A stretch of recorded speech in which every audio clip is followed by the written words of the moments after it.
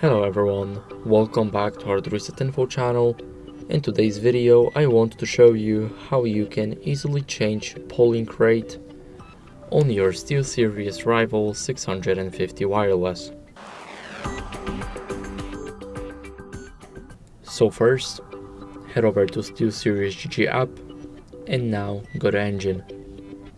In here, go to Rival 650 wireless. And here, right at the bottom on the right side, we have polling rate and we can change it from 125 up to 1000.